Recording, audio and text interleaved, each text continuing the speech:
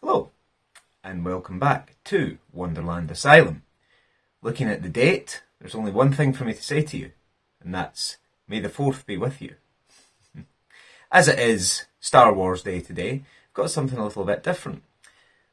A review of the Agostini model space release of Star Wars Build The Millennium Falcon. Now, as you can see, this is issue 100, which was the final issue, and all that came with it was a remote control. But what I'm going to do is take you through the completed model, show you some of the features, some of the little modifications that I made, and yeah, basically give my overall thoughts as I did with Battleship Bismarck previously. Now, this was something that I started back in April or May of 2020, along with my then 3-year-old. So it's been a 3-year project trying to get this finished. Now, part of the problem was that Model Space sort of ceased trading. Now, I'd subscribed to this as a 12-month subscription. Now, what basically happened was we got to stage 57, which I believe was pack 7 or 8. And they then contacted me to say, we've got problems with stock, we won't be able to send it just now, we'll send it when it comes in. Time dragged on and dragged on. Issue 57 contained the circuit board that controlled all the electronics, which I'll show you just shortly. And apparently there was a shortage of stock, because what happened was people bought spares. So they would subscribe to it, then they would go on the Agostini website and they would buy spare issues in case the circuit boards didn't work, as a few of them didn't. So there was a delay, it took forever, then Model Space went bust. And Agostini then announced that Fanhome were going to be picking up the R2-D2, which had been previously sold through Model Space. And I left rather a scathing Facebook post on their advert saying, essentially, don't subscribe because you'll never get the completed model. They'll stop sending you bits and you'll be left with £300 worth of model that you can't do anything with. So they did get back in touch and said, we're very sorry for your experience, and agreed to send me the remaining parts. Now, the rumour is that the Millennium Falcon is going to be released through Fanhome in its existing form. So, without further ado, let's go and have a look at the Falcon. So here we have, in all its glory, the completed Millennium Falcon from Agostini Model Space. Again, as I say, rumour is it that Fanhome are going to be taking it back over. Now, looking at the model, these pit recesses, when they come, they're the same colour as the basic model. Now, it does give you a slight colour guide as to how to paint everything, but myself and my daughter, we kind of had our own ideas about the pit recesses. We picked some of the detail out in bronze and in silver. And again, with the exhaust ports, that is, if you'll believe, Rust-Oleum black primer. So all we did was held the spray can here and sprayed it backwards, so it looked like the exhausts had vented all the way along there. We also ran a black wash along the sides here to kind of indicate dirt and grime. And it's the same on the other side, but you can't see. And again, some of these wee panels here, there's a couple of them, like these ones here were already painted, but like I said, these ones we did ourselves, and we added just some more scorch marks to make the blast marks look a bit less stark. I think that was one of the complaints, was that the blast marks looked a little bit out of place. Now, as I said, you do get the remote. It has two functions. The first function turns on the lights. So you can see you have the headlights there. You have the cockpit lighting in there, which I will talk about later. There's an aftermarket mod that makes all the computers and gadgets and gizmos sort of turn on. And in the gun turret well there, you also have the lights. So, yep, all light up. And the boosters at the back they all light up too. Again, there's aftermarket mods for a lot of these bits. I decided not to do them, but there's no reason. Like, so the rear section there, that unscrews. Now that is one mod I did. These screws there, when they come, they are plastic. And I didn't fancy attaching this with 6 plastic screws, so I bought metal ones off of Amazon. And they fit quite nicely, and they don't look too out of place. And the other light you have are the landing lights. Now they only work if you have the legs installed. If you don't have the legs, if you've mounted it on the wall bracket, I didn't get the wall bracket unfortunately, but the original product came with a wall bracket.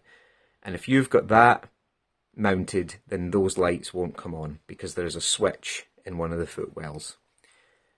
Now, what does the other button do? The A button? Well, let's just see.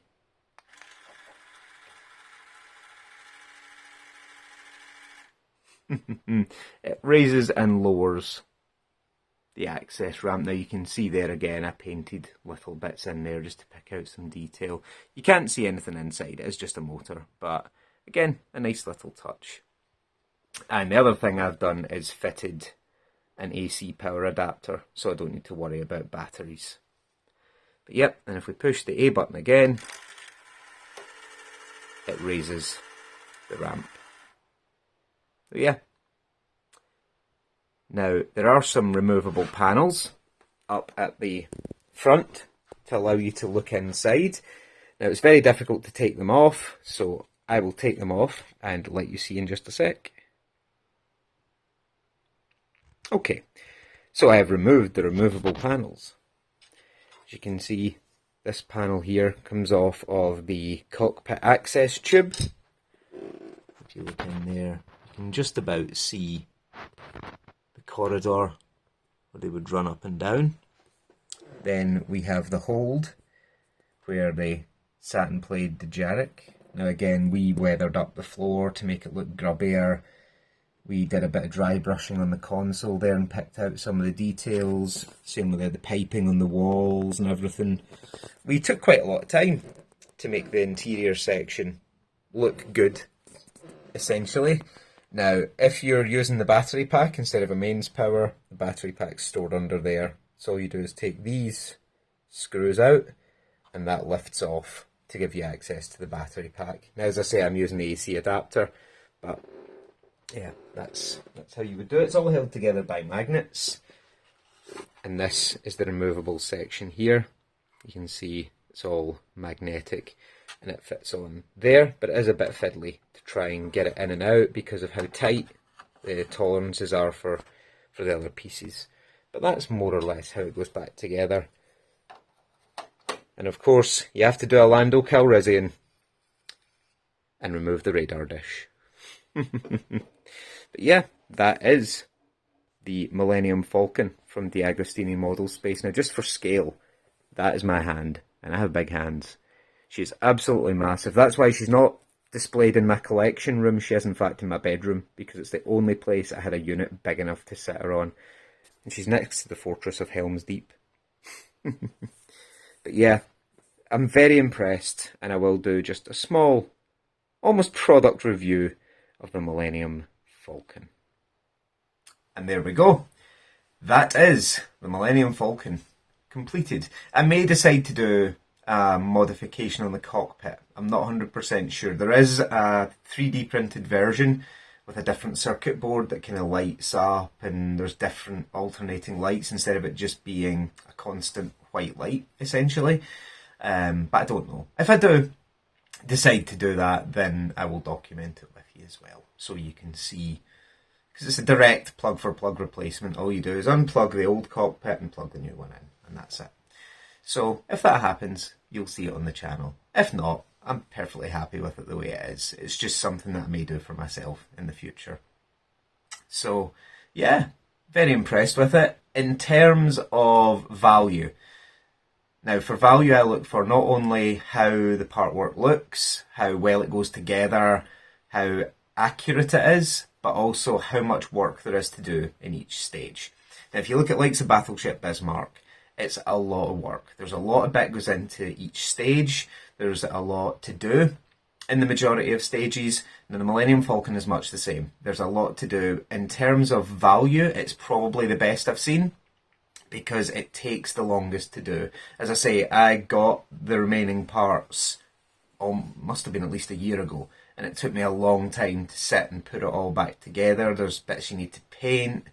Well, you don't need to, but to get it the way I've got it looking, you need to paint bits.